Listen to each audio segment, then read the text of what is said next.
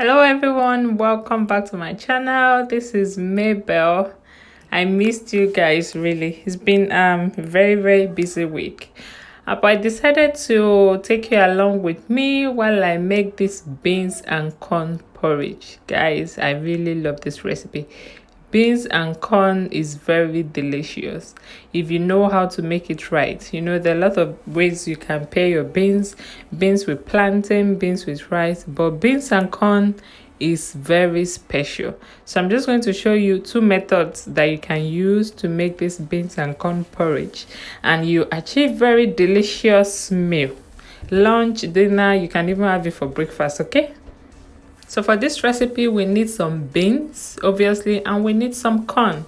So you can use black eyed pea beans like I'm using today, and you can also use the red beans. I'll show you that in the second method. So you can also use fresh corn. I'll be using fresh corn today, and you can use the dry corn as well. I'll show you that in the second method. Okay, so I'm showing you two ways of making this beans and corn porridge. So first, soak the black eyed pea beans for about 30 minutes because it takes very long to cook. It takes about 2 hours to cook to be very soft. So I just like to soak it for 30 minutes before cooking really, and get the corn out of the corn up. Right now, add some hot water to your pot. This will make the whole cooking process very fast, and then we're going to cook the beans. So we're going to start cooking the beans because these beans, now I've soaked it for 30 minutes. Now it's going to take maybe about an hour and it will be very soft. Okay, so let's start cooking the beans, and then we're going to add the corn later. Put the beans, put some onions, cover it to cook while you prepare other ingredients. I'll be using one Scotch bonnet. I'll be using some chili flakes. I love pepper, guys, I really do. So depending on how spicy you want it to be, that will determine, you know, the amount of pepper you're going to add. So let's just check on the beans. The beans need some water, so I'm just going to put in some hot water and continue to cook. Now this is about 45 minutes later. So I'm going to drain this water and then add some very clean water. Right, so I've drained the water in the sink. Now I'm going to put in some clean hot water to continue cooking the beans. Okay, yeah, so since I'm using fresh corn now, this is the time to add the fresh corn. Now the type of corn we have here really doesn't take long to cook. It takes about 10 minutes to cook, but for this beans and corn porridge, you want both flavor to be infused together. So I'm adding it at this point. Also, I have some leftover boiled corn in the freezer. I've added that as well. Okay, so now I'm just going to cover this and allow it to cook. You want the corn to be very soft, you want the beans to be very soft, and then we're going to season it. Now this is the corn I was talking about. You can use this corn. This is dried corn. I'll show you how to use that in the second method. Let's check on our beans. Wow, it's not as soft as I want it to be yet, but you know, we're getting there. So just check for softness. Just keep checking. If you actually have a pressure cooker, you can use it to boil these beans and corn for about an hour and then transfer it to the pot for the remaining process. Now I'm also going to put in more onions.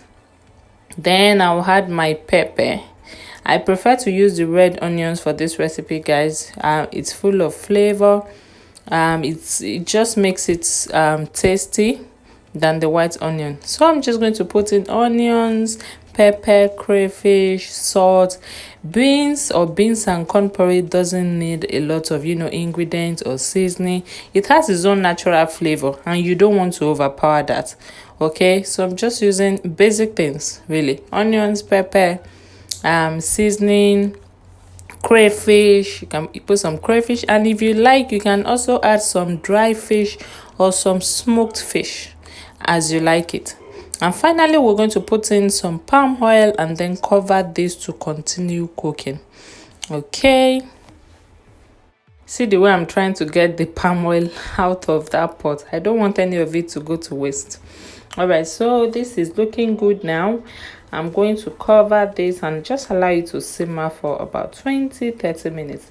You want the palm oil to be well cooked. You don't want it to taste raw okay, when you're about to have your meal.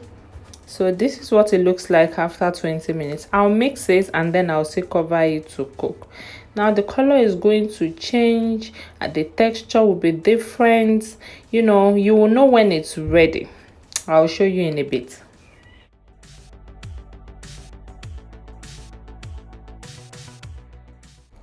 Let's have a look. Wow, okay, we're getting there. So now I like to finish up with some drops of honey, guys, natural honey, few drops. Now I use this when I'm cooking with the black eyed pea beans. If I'm using the red beans, the honey beans, then you don't need to add any sweetener to it. Guys, it's ready. Voila, voila, voila, dinner is served. Dinner is served. Oh my god, look at that. Now the beans and the corn has melted together. Both of them, they are happily married. And now we're just going to try and enjoy this meal. Let me dish out some portions and I'll let you know how it tastes. The taste is smashing. Absolutely delicious. Absolutely delicious. Okay, I'll just show you the second method now. So the difference here is that I'm using the dry corn. Okay, so for the dry corn, you want to soak it for about 2 hours before you start cooking because it takes a while to cook. So I've soaked it for some time. Now it's time to start boiling.